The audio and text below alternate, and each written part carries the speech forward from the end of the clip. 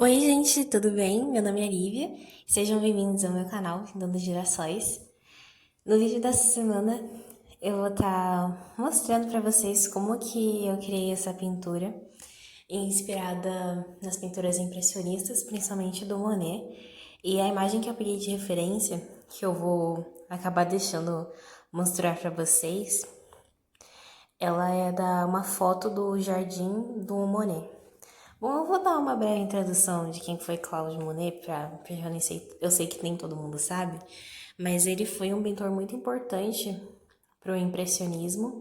Ele era francês e uma das principais características desse tipo de pintura era que eles usavam pincéis largos e se você olhasse a pintura de perto, o que você via, na verdade, eram vários borrões que de longe formavam uma imagem. Se você chegar perto de um Monet, nossa, eu espero um dia ter a chance de fazer isso, você vai ver que o, as partes da pintura elas não são detalhadas, mas ele dá pinceladas de várias cores que criam uma ilusão de imagem quando você toma certa distância. E aí eu tenho um estilo de pintura, quer dizer, eu ainda estou desenvolvendo meu estilo, que eu detalho muito as coisas. E no impressionismo, o que não é importante na pintura é você não detalha.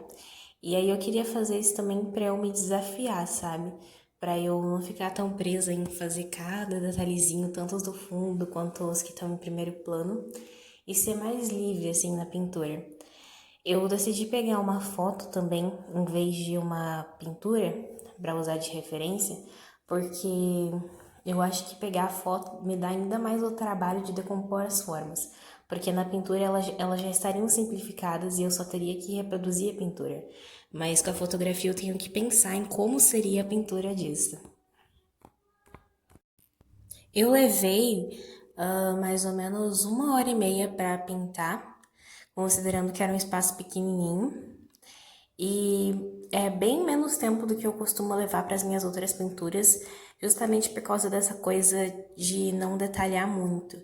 E vocês podem reparar nos vídeos que eu faço aqui pintando e falando, né? O pinta e fala, ou speed paint, que pode estar nos títulos dos vídeos também, que eu sempre faço o esboço antes da pintura, e dessa vez não quis fazer o esboço, porque eu queria deixar as pinceladas realmente livres, sabe? E eu gostei bastante do resultado que eu tive. Numa pintura normal, eu desenharia cada folha, cada. Eu não sei se é Vitória Regia, mas parece uma Vitória Regia, essa planta aquática aí. Eu pegaria a régua para medir a ponte e tudo mais. E essa parte do meio que eu tô pintando por último é justamente a marcação de onde a ponte vai ficar. Eu usei um pincel da Condor.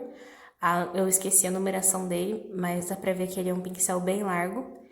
E eu tô segurando ele bem longe, na maior parte das vezes, né, do cabo, que normalmente eu seguraria quase nessa parte cinza. Mas acontece que quem pinta já sabe que quanto mais perto você segura o pincel, né, da parte de metal, mais precisão você tem. E eu queria ter menos precisão nesse momento para justamente por causa desse negócio de deixar que cada tracinho se juntasse e de longe formasse uma imagem, sabe?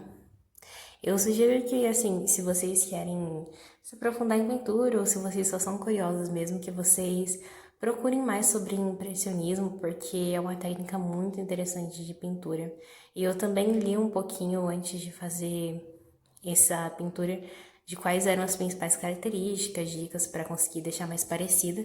E eu ainda acho que a minha ponte, ela ficou não ficou tão impressionista assim, o jeito como eu finalizei, porque no final dá pra ver que eu usei umas pinceladas contínuas e as pinceladas dos impressionistas normalmente elas são bem quebradas. Então não tem esse negócio de você segurar o pincel e ir com uma linha de um lado a outro da tela, sabe? Normalmente eles vão fazendo vários tracinhos. E um exemplo disso é a. Deixa eu ver se eu lembro o nome da obra. Lembrei, é A Mulher com Sombrinha, que é uma pintura que o Monet fez da esposa dele e do filho dele andando em um campo. Ela tá com um vestido branco com umas pinceladas azuis segurando uma sombrinha.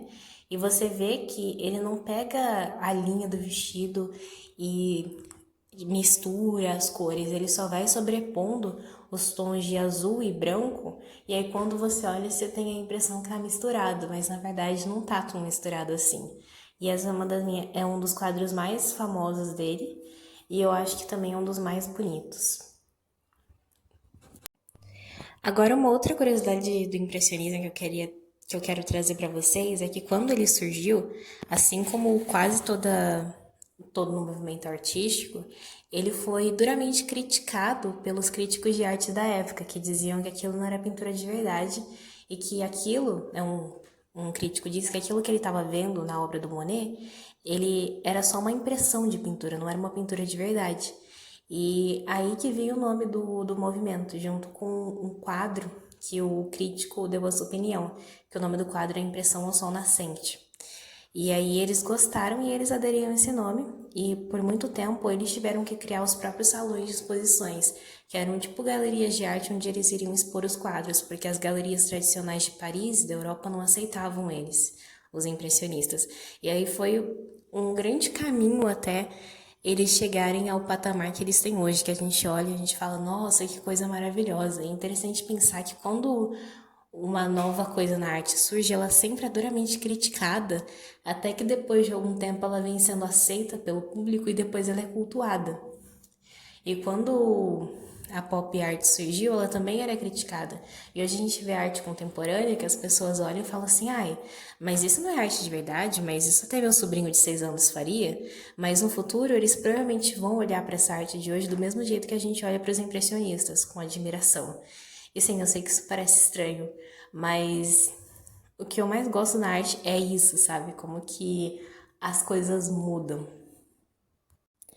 Ah, nas obras impressionistas, normalmente eles evitam o uso de preto, mas eu acabei usando um pouquinho. Na onde eu pude usar marrom Van Dyck misturado com verde esmeralda, eu usei. Só que em alguns momentos eu tive que pegar o preto mesmo, e eu me arrependi, eu devia ter escurecido ainda mais no marrom, e porque eu acho que ficou muito pesado, sabe?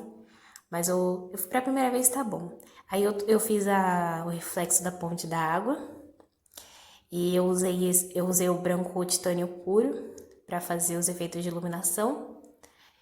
E eu vou listar o nome de todas as cores de tinta acrílica que eu usei no primeiro comentário, tá? Caso vocês queiram reproduzir. Quando vocês quiserem dar impressão de água para a pintura de vocês, é interessante que vocês criem um reflexo do que está perto da água. Eu acho que criar o reflexo é muito mais eficiente para você dar impressão de água do que você só deixar um negócio azul, sabe? O que eu faço é replicar as cores que eu usei em cima. Tipo, eu tô pintando um pôr do sol. Aí a água eu vou fazer as cores invertidas. Se nem no topo do céu eu tenho amarelo, eu vou colocar o amarelo na divisa do horizonte com a água, sabe? Daí eu vou invertendo as cores e vou fazendo os reflexos das casas, dos morros e tal. Só colocar azul acho que fica bem amador, assim. Não querendo desqualificar nem nada, até porque eu não sou profissional, mas você fazer o reflexo da água deixa um efeito muito mais bonito.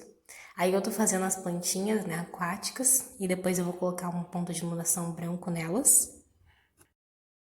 E agora eu tô fazendo as folhagens, né? Aí no canto tem um salgueiro, e aí eu não consegui parar de lembrar da música da Taylor Swift, né, da nova, que se chama Willow, que é salgueiro. Aí eu ficava pintando e a música tava tocando, assim, no fundo da minha cabeça. Porque, gente, eu amo folclore. E, tipo, depois que eu assisti o documentário da Taylor, eu já escutava a música. Eu já escutava 22, eu já escutava Red, eu já escutava um monte de música dela, mas depois do documentário eu virei fã, gente. Adoro aquela mulher, escutem folclore, tá bom? Escutem o álbum da Taylor. Aí, no salgueiro, eu peguei um pincel bem fininho. Esse pincel, na verdade, ele é de unha, numeração 4. E eu tô usando ele para fazer os detalhes da folha. E foram nesses detalhes que eu usei pinceladas contínuas que eu acho que eu acabei tirando um pouco desse efeito de impressionismo, sabe? Se eu tivesse usado um negócio mais, assim, menos desenhadinho, teria ficado mais dentro da proposta. Mas eu continuo gostando muito. E por que eu tô usando pincel de unha? Porque dava pra ver que antes eu tava usando um outro pincel que também era fininho, Só que acontece que quanto mais fino o pincel, mais eu uso, e eu acho que também mais ele se desgasta. E aí eu tenho que trocar com muita frequência, e pincel, vocês sabem que é caro. E aí eu paguei nesse pincel fininho, né, no primeiro que eu tô usando, tem o cabo amarelo, quase uns R$ 20 mais ou menos. E nesse rosa eu paguei R$ 4,50. E eu vi ele numa loja de beleza, daí eu falei, eu vou levar pra casa, eu vou testar pra ver se serve como pintura, porque eu tinha quase certeza que servia e, gente, eu achei ele maravilhoso. E agora eu não vou mais comprar, não vou gastar dinheiro comprando pincel fininho em casa de material de arte, eu só vou comprar pincel de unha. Indico vocês fazerem o mesmo, porque a diferença de preço é absurda. Eu sei que tem outros pincéis de maquiagem que também dá pra usar pra pintar, mas essa foi minha primeira vez usando. Ah, não foi minha primeira vez. Mas enfim, você vê também os pincéis que você acha melhor e também dependendo do preço do pincel de maquiagem, compensa mais comprar o artístico. Mas não tem muita diferença no material das cerdas, sabe? É mais mesmo na forma como eles colocam e pelo fato de que pincel em casa de arte vai custar uma fortuna. E também dependendo da marca do pincel de maquiagem que você comprar, ele também vai ser muito caro. Mas caso você tenha um pincel de maquiagem velho e que você já usa há muito tempo, você pode pegar ele para pintar. A gente tinha essa cor de verde água, azul água, enfim, como você decide chamar essa cor, meio turquesa aí da ponte, para conseguir eu tive que misturar o verde esmeralda com o branco. Agora eu coloquei na luz do dia para vocês verem. Tchau!